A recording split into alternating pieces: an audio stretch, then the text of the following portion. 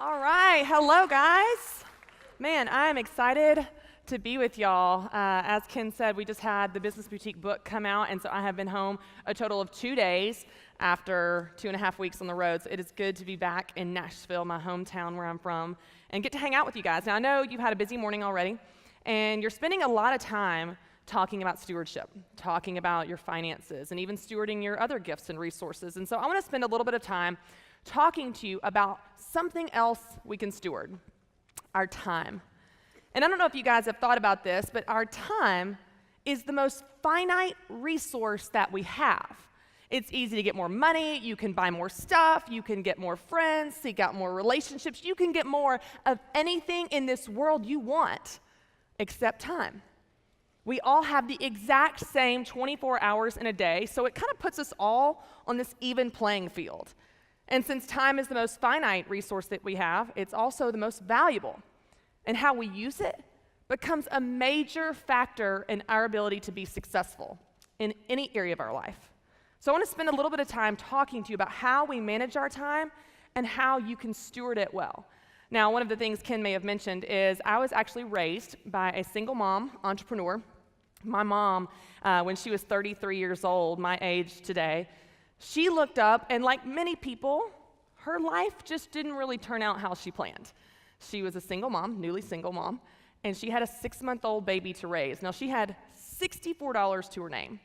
So she got a little resourceful. She was really creative, and she used to always decorate cakes when she was 16 in this little bakery, so she went back to that. She thought, you know what?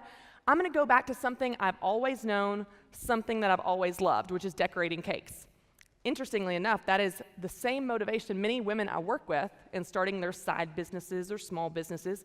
They say, I had always loved sewing. I had always loved design. I had always loved organizing. Well, the same was true for Mom. She had always loved decorating cakes, so she took the $64 that she had, and she went to this candy store in downtown Nashville. Now, they had this front showcase window that wasn't being used, and so she went in and pitched her idea to the business owner. She said, I want to offer you 10% of my profits if I could set up a little bakery in this front showcase window. You know, it's not being used, it's already bare. If I'm up there decorating, it's going to be eye-catching, get people to come into the store. So he convinced him and herself in the process that this whole idea would work, and he went for it. Now, it wasn't long before there was a line around the block, but it wasn't for the candy, it was for my mom's cakes. Now, 33 years later, Mom is still in business. She's semi-retired now. She does it just to keep her skills sharp, as she says. But you know what's interesting is that was the very beginning for me, because my entire childhood, the backdrop is the cake shop. I have countless, let's talk about that picture. Why did she dress me like a boy? Like, I already didn't have hair until I was like 3 years old. I didn't need any help in that department. But I have so many memories of the cake shop. I remember at 2 and 3 and 4 in the morning, she'd pull me out of bed. She'd wrap me in these blankets and comforters from the 80s, put me in the car and drive me down to the cake shop because she had to bake.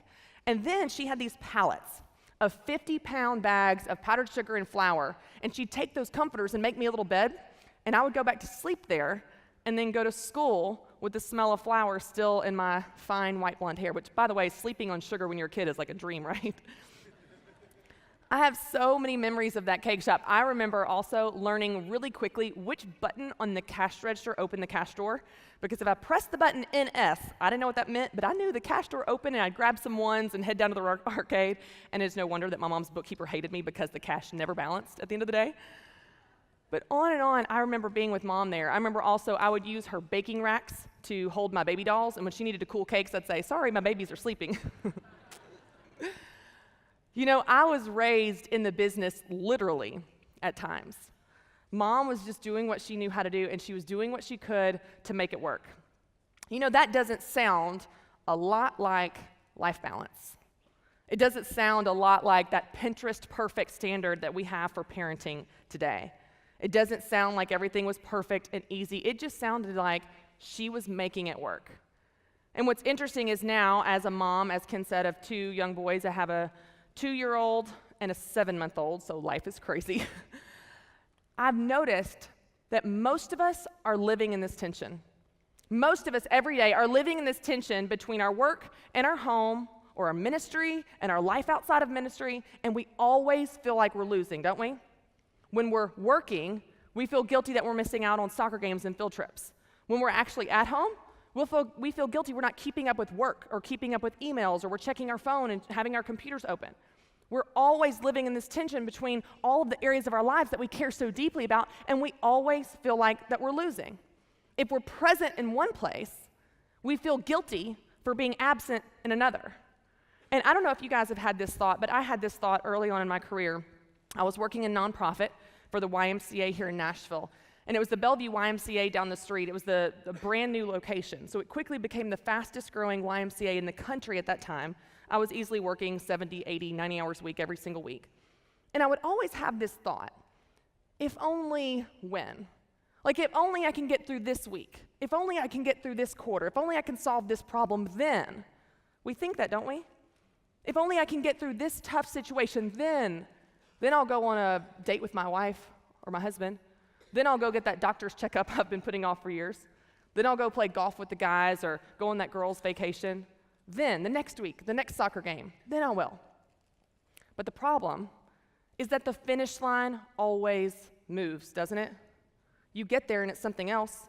You put out that fire, it's a new fire. You answer that email and it's 30 new emails in your inbox. And in ministry, more than anything else, the work is never done.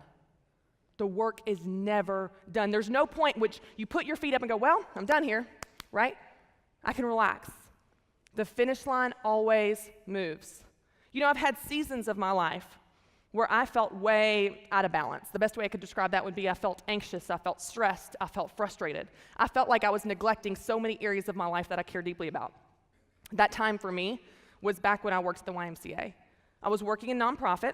I was working crazy hours, and I got the bright idea during the season, by the way, to move to a 40-acre farm.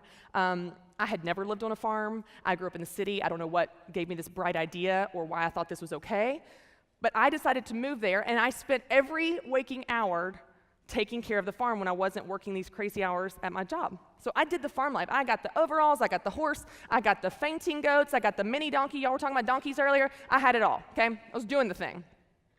But I realized that summer that I didn't have any friends, I wasn't dating, and no prospects, by the way. Turns out most guys in their mid-20s are not looking for a girl that spends her weekend bush hogging the fields, right? And I didn't even have an inch of room in my life for anything else that I cared about.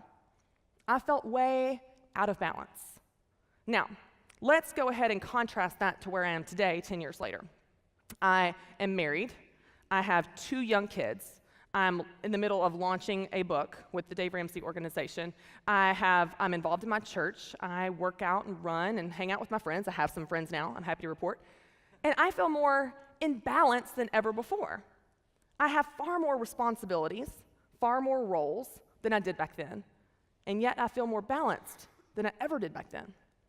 And so here's what I want us to first realize. Creating balance in your life doesn't have to do with your situation. It doesn't have to do with your stage of life. It doesn't have to do with your season of ministry. It doesn't have to do with your roles or your responsibilities or how many kids you have. It doesn't have to do with these external factors. Creating balance in your life comes down to what you spend your time on. That's it. Creating balance, your version of balance, what balance means to you, simply comes down to spending what you spend your time on.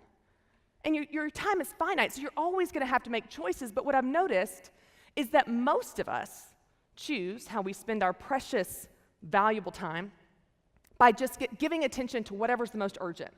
Whatever fire we have to put out, whoever's the loudest, whoever's the neediest, the squeakiest wheel gets the grease, right? Like, that's where we give our time. So what happens is we spend all of our time over here when what we actually care about is over here. So we say things like this. I love to work out, but I don't ever have the time to. Man, I value spending alone time with my spouse, but we can never make our schedules line up. Gosh, I love to play with my kids, but by the time I get home from work, I don't have the energy to. Men and women, when you can't spend time in your life on what's important to you, you're going to be stressed and frustrated and angry because there's an inconsistency in your life between what you care about and what your life really reflects. But between what's important to you and where you actually spend your time. You know, my husband and I experienced this in a comical way a couple years ago. I was pregnant at the time with my first son, Carter. Now, for any of you guys that have kids, especially the women in the room, you know that when you are pregnant, specifically with your first, like, people are so generous with their advice, aren't they? They are just givers. So they all want to tell you what you should do. And one of the things they tell you is that you will be tired. I would like to testify today that that is understatement of the universe, okay? Like, tired to me is like Friday, oh, that was a long week. No, this was like I had the flu and mono and had run 5 marathons on no sleep. That is what this was like. So you guys probably can get this from me, but I'm a pretty active person. I love to run and bike and hike and be outdoors. My husband and I even met in a running group. So when I was in the fetal position for weeks and weeks and weeks on end, it wasn't just a shock to my schedule. It was a shock to my whole sense of identity. Well, there was one particular day this summer that I'll never forget, and I assure you my husband won't as well. He comes home from work, and I'm in my spot. My usual spot on the couch where it's indented of me being in the fetal position. I've got a blanket pulled over me. I'm sipping on some ginger ale, feeling real sorry for myself, okay? And my husband comes home all chipper, and he decides that he's just going to go for a run. He did. He did decide that. So he goes upstairs, and he comes back down. He's got on his dry wick shirt and his bright running shoes. And y'all, the sun is beaming in through the glass. Like, it's a perfect day for a run. And he walks by me, and he's got a little extra pep in his step, and he's getting his water bottle and his headphones, and he just looks so happy. And I felt it happening. I felt the crazy creeping up inside of me. Now, if you've ever had a pregnant woman in your household, you know there's crazy, and then there's pregnant crazy, and it's like a whole nother level, isn't it? So I'm laying there, and I feel both rage and tears boiling up inside of me, but you know I can't stop it, because it's kind of like a sneeze. If you try to stop it, things are only getting uglier. So I start bawling my eyes out on the couch, and my husband is in the kitchen trying to get his water, totally innocent, has no idea what has gone wrong here, and he hears me bawling, and he kind of slowly spins around, slowly tiptoes towards me, and he goes, "Well, what's wrong, babe?" Terrified of the answer, but knows he has to ask, right? And in this moment, I start crelling at him. This is crying and yelling. It's the perfect storm of terrible emotions, bawling my eyes out, but still magically have the energy to shout at the top of my lung. I say, "Well, it would be nice to go for a run, wouldn't it, Matt? It would be nice to go for a run. You just live your life, Matt. Just live your life." I'm a real delight as a wife, by the way. He kind of slowly backs out of the room and starts to untie his shoes. He goes, "Oh, suddenly I'm not in the mood for a run today. No, I think I'm good." You know, but what I felt in that moment and what I said later when I was a little less crazy was that I was jealous. I was jealous that he could do something that was important to him and I couldn't. Now, I wasn't mad at him and he didn't do anything wrong, but you know what? It doesn't change how frustrating it is when you can't spend time on what's important to you. It doesn't change how frustrating it is when you can't spend time in your life on what's actually important to you. You know, stress and anxiety are caused when there is this disconnect between our values and our behavior, between what we care about and what our life really reflects. So I want to spend a few minutes with you guys, and I want to show you how to bridge that gap. I want to show you how you can begin to align your time with those things that you care about the most, and as a result, create your version of balance. Now, the first thing that I want you to do is I want you to make time for what matters. You need to make time for what matters. Several years ago, I was speaking at a conference in Hollywood, Florida, and I was checking into the Westin Resort where the conference was hosted, and I noticed something about the woman that was checking me into my room. Her name tag said Marie, but just below it, it said, "My passion is my family." And I thought, well, that's interesting. Like, that doesn't have anything to do with her helping me get to my room, right? And so then I'm curious. Y'all know I'm a people person, so I'm creeping over in this line, like looking at this guy's name tag and asking this girl about her passion.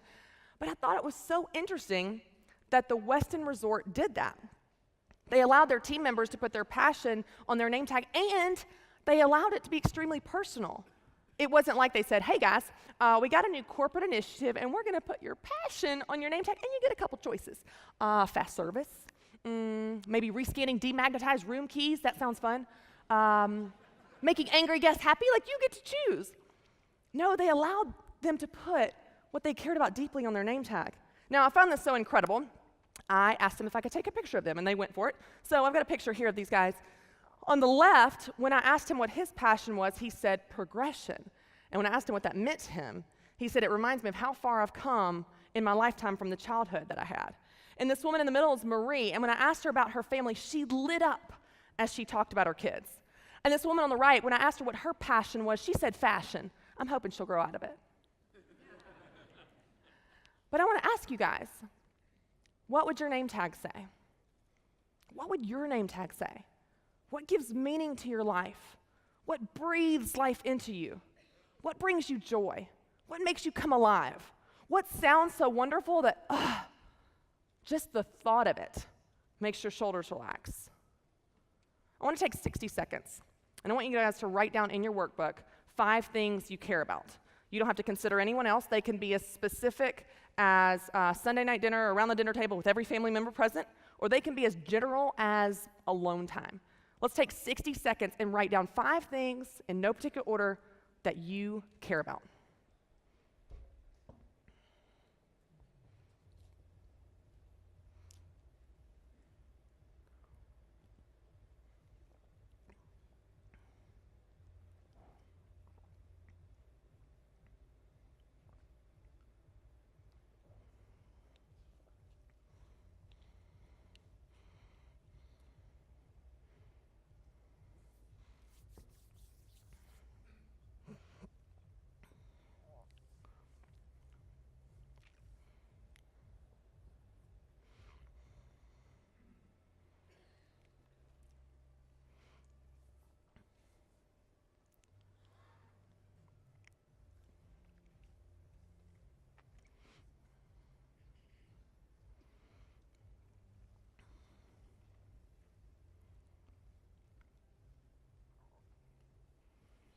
All right, while you guys are finishing up, I'll tell you some of mine. Time with my family, my husband Matt and my 2 boys. Being outside and running, we see things can get ugly when I don't get to do that, so I've made that a priority. Time with friends, I have some friends now, so they're a priority. And then being creative. I love to write and speak, and or even just plan a party or redecorate a room in my house for the 47th time, which my husband really appreciates, by the way. But I love being creative. And so those are 5 things that are important to me. What about you? Let's just shout them out for example. What are some things that you care about? Family? Faith? Church? Service? Personal growth. What was that one? Family? Cars? Travel? Swimming? Here's what I love about this. We could go around the room, and all of the different values, all the different things that you care about, whether it's a hobby or alone time or time with a certain person, all of these things are as varied as the people represented in this room. You have all types of answers that come up of things that you care about, unique desires that God has given you, things specific to you. We can go around the room, and when you ask people, and I do this every time I speak, I love asking people, what do you care about? And I get a variety of answers every single time. The problem is not that we don't know what matters. As soon as I ask you, you know. It's not that we don't know what matters. We know what matters. We just don't live like it does. We know what matters to us. We know those things that refresh us and renew us and give us energy, the things that fill us up so that we can go out and be poured out. We know what they are. We just have a hard time living like they're important. And we know what matters. We just don't live like it does. And so often we think, well, I'll do that when I find the time. We say that, don't we? Well, I just can't find the time to travel. I can't find the time to serve. I can't find the time for my family. I can't find it. No, you can't. You can't. Do you? Do you ever just go, oh my gosh, time, just laying around, crazy, right? No, that never happens. You don't find time. You make time. You're never going to find time. There will never be time left over. There will never be time left over. If something is important to you, you make time for it. And this is a hard truth, but it's something we've got to get realistic about, because we act like we're passive participants in our life, like we're just going to find some time, and the fact that we're not spending it on what's important to us is a result of there's no time lying around. No, there's not. We all know exactly how many hours we get every single day. We get 24 hours a day. It's not a surprise. It's not like tomorrow, how many do I get today? 7, 42, 82? No, we get 24. So if it's important enough, we've got to make time for it. We've got to make time for those things that matter the most. I love what Dave Ramsey says about this, and it ties in with this theme of stewardship. He says, I can tell by looking at your bank account and your calendar what you care about, because that's where you spend your time, and that's where you spend your money. So if something's important enough to us, We've got to make time for it. And so often we think that we have a time problem. Well, I've got a time problem, that's why I'm stressed. I've got a time problem, that's why I'm not getting it all done. It's not a time problem. We have a priority problem. We don't know what's the most important, what the second most important, and third most important. We think everything is created equal. So of course, when push comes to shove and two areas that we care about deeply need us, we don't know how to make a decision. We don't know where to say yes and where to say no. We say yes here and feel guilty for saying no over there because we have no sense of priorities. There's no hierarchy in our life of what is most important, what is second most important, and that determines how we make our decisions. You know, you can read books on how to multitask and time block and manage your schedule. Those are really helpful resources. But life balance as an idea, which has begun to feel like this standard that is impossible to meet, I believe life balance is actually really, really simple.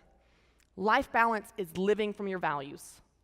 It's creating a life that reflects what's actually important to you. It's bridging this gap between what you care about and where you spend your time. When you bridge that gap, you can be crazy busy, but you feel that sense of balance because you're not doing everything and you're not doing too many things, you're doing the right things. And you begin to spend your precious, most limited resource that you have only on what matters the most. So the first thing I want you to do is I want you to make time for what matters. The second thing, to create your version of balance, means that you're going to need to cut out some stuff that doesn't matter. You're going to need to cut some stuff out in your life that actually does not matter to you. Now, I don't know about you guys, but I love to be the hero. Like, if there's a need, I fill it. If there's a gap, I bridge it. I love being needed. So when my team needs my input, I feel important. Because if I'm honest, being needed makes me feel good about me. But this has gotten me into some trouble in my lifetime. Because my decision-making paradigm used to be this: do they need me, and can I do it? That's it. Not, is this a good idea? Is this in line with my goals? Does this compete with a higher priority? How will this affect my family? Do I want to do it? I didn't ask myself any of that. Just, do they need me? And the answer is always yes, because they're asking, right? And can I physically cram this into my schedule somehow? This has sucked me into more jobs and roles and responsibilities than I can even count. I have been president of clubs I didn't care about. I've gone to events I didn't want to go to. Have you done that? Say yes. Yes. And I've taken on projects that someone else could have and probably should have done.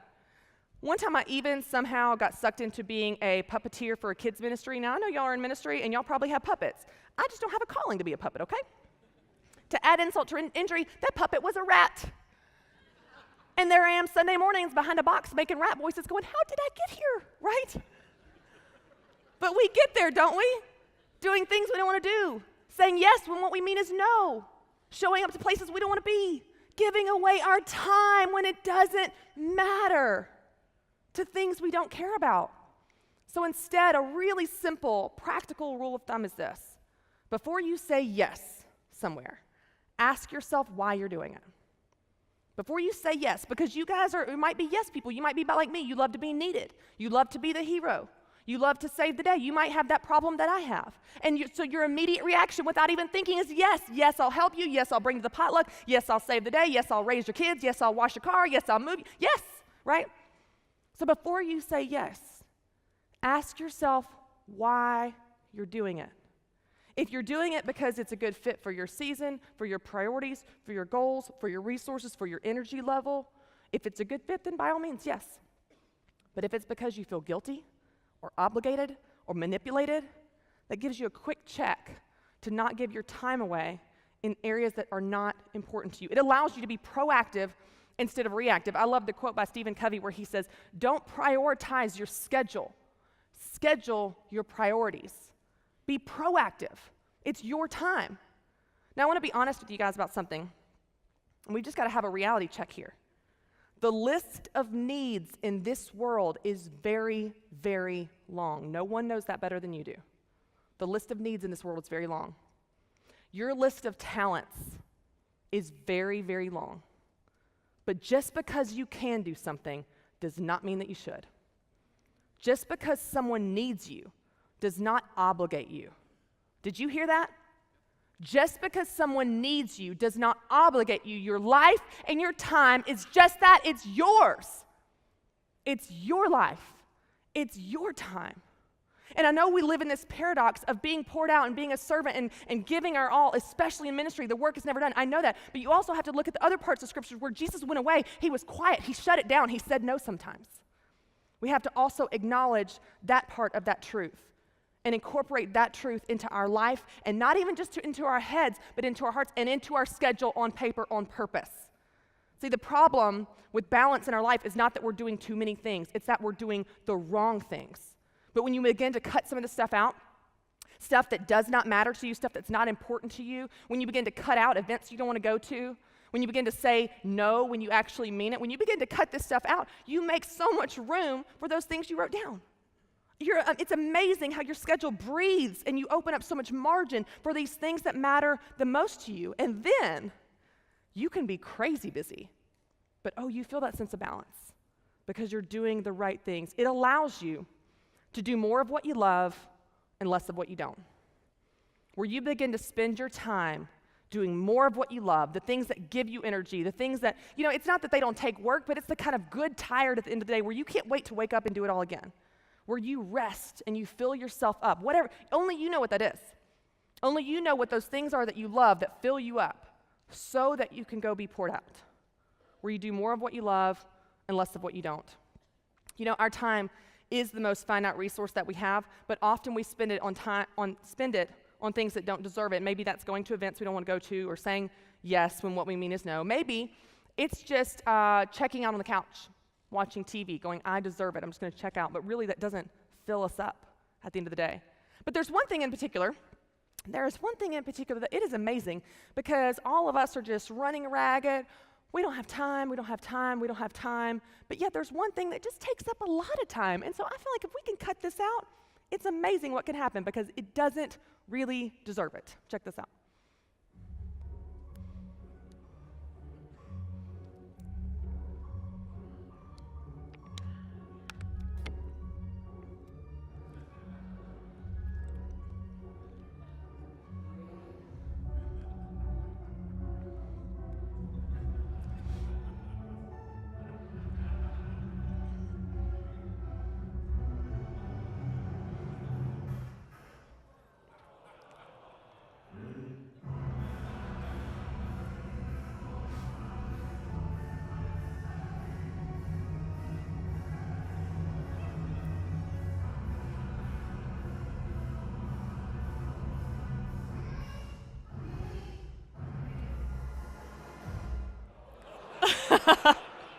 I feel like you deserve that, right? Now, I speak on this topic of our phones and technology a lot because it's something I struggle with daily, like I'm sure you do as well. And I've noticed in my own life that if my phone is with me, it is in my hand or visible, it's on the table at a meeting, or it's always in my eyesight. But I've noticed that if I can see it, if it's anywhere in my peripheral vision, I pick it up over and over again and unlock it. It didn't ring. There were no notifications or vibrations or anything. I just pick it up over and over again. But I'm not alone. Do you know the average American checks their phone 180 times a day? 180 times a day.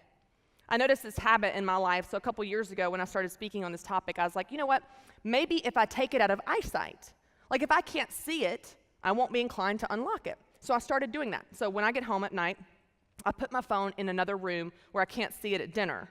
It's a very simple habit that I've created. But here's what happens now as a result of that. When I'm sitting at dinner with my husband and he tells me a story about work, I really see him. And that may sound cheesy to you, but you can live in the same house with someone and you miss them because you're so busy and you're so distracted. Now, I don't hate technology. I don't hate phones. I don't even hate social media. I use social media for my book and my brand and what we're doing. But if we aren't careful, we're going to know about everyone else's life and miss our own. And so I've got a quick question that I ask myself. And I want to give you this question because it's something I ask myself to hold myself accountable in looking at my phone when I don't need to. Is it more important that I know what someone else is doing, or is it more important that I experience what I'm doing?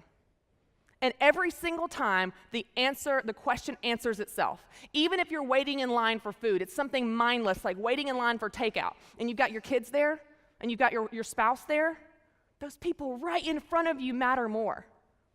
Every single time. Is it more important that I know what someone else is doing, or is it more important that I experience what I'm doing?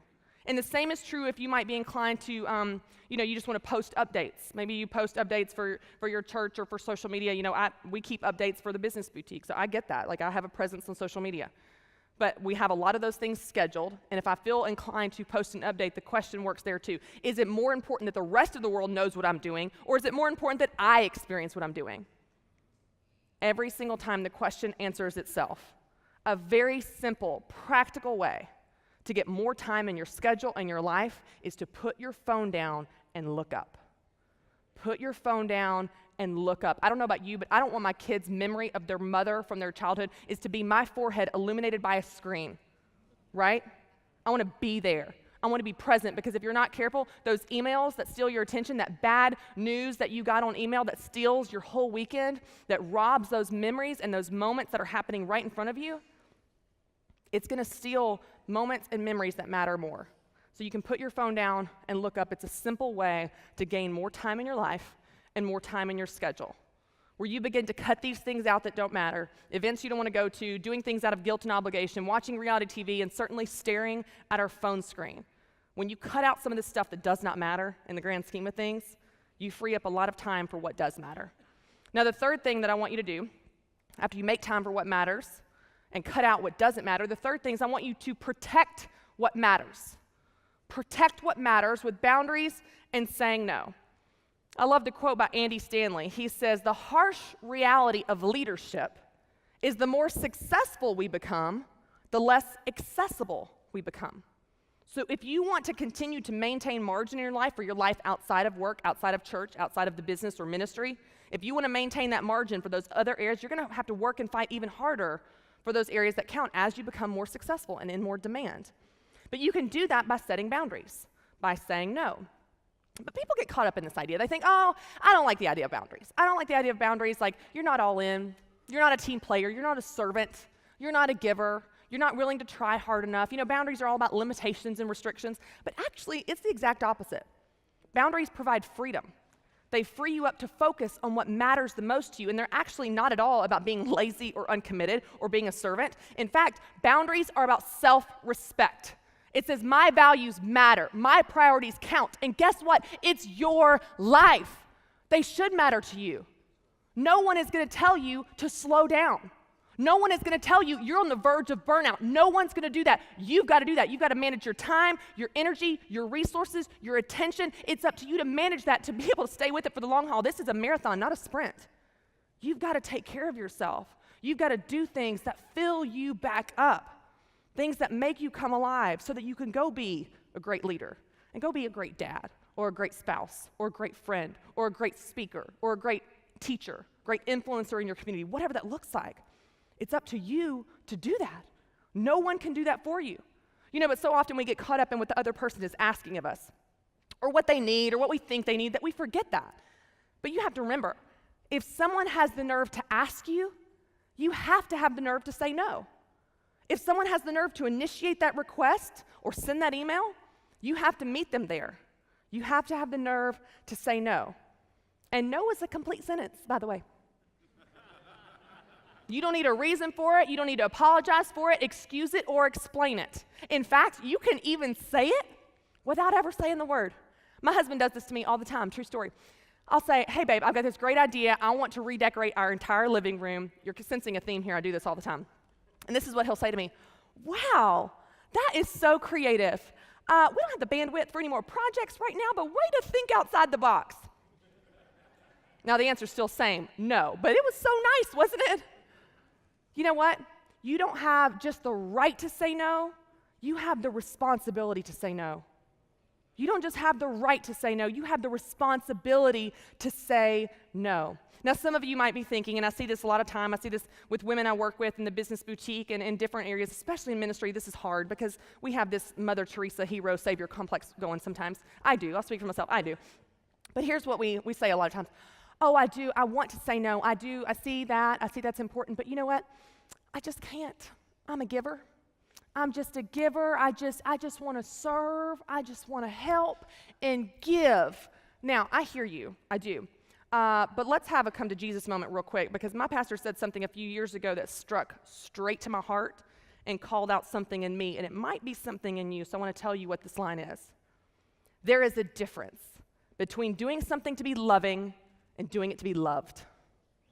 There is a difference between doing something to be loving and doing it to be loved. And if I'm honest, a lot of time all of my striving and trying and earning and running is to be loved.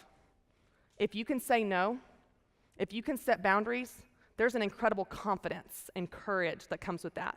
Like, you know what? I'm going to say no to you, and we're both going to be okay. I'm not the savior of the world. There is a God, and it's not me. And I can say no and be okay with that. And in fact, I don't know about you guys, but for me, an honest no is always better than a dishonest yes, right? An honest no is always better than a dishonest yes. If I ask you to come to my party and you don't want to go, like, please just say it.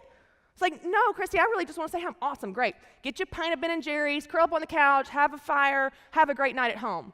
And then when I ask you to do something and you say yes, it means something. I know you're there because you want to be there. Let your yes be yes and your no be no. An honest no is always better than a dishonest yes. I'd rather know where people stand with me than flattery that is dishonest. An honest no is always better than a dishonest yes. But you have to be the one to do it. You have to be the one willing to draw the line in the sand, lay your phone down, walk out the church or office doors, because I promise you this, if you don't protect what matters to you, no one else will. If you don't protect what's important to you, no one can do that for you. And we get caught up in this idea of life balance of, oh, is this a 50-50 split? And that's not what I'm saying. It's not about a 50-50 split. It's about being 100% present. Wherever you are, be there. Wherever you are, be there. And it's also not about equality. We think, oh, well, okay, I've got to perfectly manage my time where every single area of my life gets an equal amount of time. That's not it either. It's not about doing everything for an equal amount of time. It's about doing the right things at the right time. There will be seasons of focus. You need seasons of focus if you want to make progress in any area of your life. I'll give you an example. Right now, I am heads down, heavy work mode. I've spent the last 2.5 weeks out of town on book tour, and before that, out of town every single week, coming and going with this book. But you know what? Last September, I had my second son, Conley, and I did not work for 4 months at all. I was a mama. I didn't check emails, leave me alone. And now I'm in work mode. And then this summer, come June 1st, we're going to take some vacations. We're going to take some time off. There's seasons. That's fine. It's not about doing everything for an equal amount of time. It's about doing the right things at the right time. But you know what? The truth is this. This whole idea of life balance is hard for people because we think there's a perfect formula. Life balance is messy because life is messy. There's not a perfect formula. There's not a switch that you can flip and all of a sudden things are easy and perfect and effortless and fearless. It's hard. But I want to give you a couple tips to help you live with a little less guilt and a little more grace. Because even after I give you these practical tips of how to manage your schedule and make time for what's important, sometimes that guilt still gets us. I know. I'm a mom. And it's not just a mom thing. It's a dad thing too. We struggle with that guilt, especially in ministry. We see all that's left to be done. So I want to give you a couple tips to help you manage that. Live with a little less guilt and a little more grace. The first thing I want to remind you is that what you're doing is important. What you're doing is important. So when I dropped off my son Carter at daycare for the very first time, so my oldest son, first son, first child, dropping off at daycare for the first day, first time. Any of you mamas in the room know, like, this is a traumatic day, right? You were driving away from daycare, if you've ever done that, and you were just bawling. Now, so I was leaving daycare on this very first day, and of course, my mind is flooded with, what if he needs me? What if he's sick? What if he's crying? Is he okay? Et cetera. I'm driving back to my office, and by the way, my office is exactly like 1/10 of a mile from the daycare, so the child is okay? Bawling my eyes out, and I felt God say to me, Christy, I want you to remember that what you're doing is important. And God was talking about what I was driving to. And the work that I get to do, the work that you get to do is important. The lives I get to impact and intersect with and let God use me and use them is important. But the opposite is also true. So when I go home at night and I don't check my email, or when I go for a run to take care of myself, or when I actually take a vacation and use vacation days, what I'm doing is important. It's the difference of looking through the front windshield of what you're driving to versus the rearview mirror of what you're momentarily leaving behind. What you're doing is important. I love how my friend Tony says it. He says, I'm always driving to somewhere that I love. When I'm driving to work, I'm driving to somewhere that I love. When I'm driving home, I'm driving to somewhere that I love. It's the difference of looking through the front windshield of where you are. Wherever you are, be there. Let your focus be there. You're not doing anyone any service by always feeling guilty of where you're not. So wherever you are, be there. The second thing that I want to remind you is a line that my husband said to me, again, around this same time when my son Carter was born, a couple weeks afterwards. And it was about 3 to 4 weeks after he was born, and we had an emergency traumatic birth and a really hard first few weeks in and out of the ER. For anyone, that would be hard. For new parents, it was terrifying. And there was one particular night where I was just at the end of my rope. I was done. I was in the nursery. It was about 3 a.m., and my husband heard on the monitor in our bedroom not one but two voices crying out hysterically. And he came into the doorway, and he looked to see, and he saw that nothing was wrong. We weren't harmed in any way. But he could just see on my face complete defeat. And he stood in the doorway, and he said just 5 words to me. They weren't super profound. They weren't super fancy. They weren't something you're going to see on a Hallmark card. But he looked at me, and he said, "You're doing a good job." And I bawled even harder because I wanted so bad for that to be true. And men and women, I don't care how imperfect it is. I don't care how messy it is. I don't care how hard it is. I want you to know that who you are for your children, who you are for the people in your life is more than enough. You are doing a good job. You are doing a good job. I know that guilt nags at you no matter what choice that you choose. I know that this life balance thing is hard. I know that sometimes you have that feeling that you didn't do enough and you could have done it better, and all of the decisions that you're entrusted with these little lives that you have could be wrong. I can't help but think back to my mom and think of how scared that she must have been on that day. How much she must have felt like in those early years like she was failing me by pulling me out of bed at 2 and 3 in the morning and taking me down to the business. You know, I have so many memories of the struggle. I have memories when we went to the cake shop and it had been broken into the night before. I have memories where we broke down, our car broke down, we got a flat tire in the rain. I remember when we ran out of gas and money at the same time, and another time where our car broke down at a traffic light because the car was so old and pitiful and we had to push it off the side of the road. I remember being 7, 8 years old. It didn't look like Pinterest. It looked like persistence. It looked like perseverance and making it work. Don't be sorry for the struggle. Do not be sorry for the struggle in your life. My mother did not teach me work ethic or character or integrity or perseverance or persistence. She lived it. And as a result, I live it as well. See, I was raised by a woman that was a fighter and a survivor. A woman that didn't apologize for her dreams or take the back seat in her own life. I was raised by a woman that raised a family and built a business and impacted her community and impacted the kingdom of God because she was brave enough to put one foot in front of the other in the direction of her dreams. And that is why I am who I am today, and that is why I want to help equip other women and other people to do the same thing. Do not be sorry for the struggle. So your kids don't live in a bubble? Oh, thank you, yes. Don't be sorry. So let's say your kids don't live in a bubble and life is not perfect and it's not easy. And sometimes you forget their shin guards for soccer, and sometimes you forget that science fair project is due tomorrow and life isn't perfect. Don't be sorry for the struggle. I can tell you from experience, I didn't make it despite the struggle, I made it because of the struggle. You're doing a good job. And leadership in every area of your life is not a position that you hold. It's a lifestyle that you choose. It's a way that you lead. Do not be sorry for the struggle. You're doing a good job. Thank you guys so much for having me.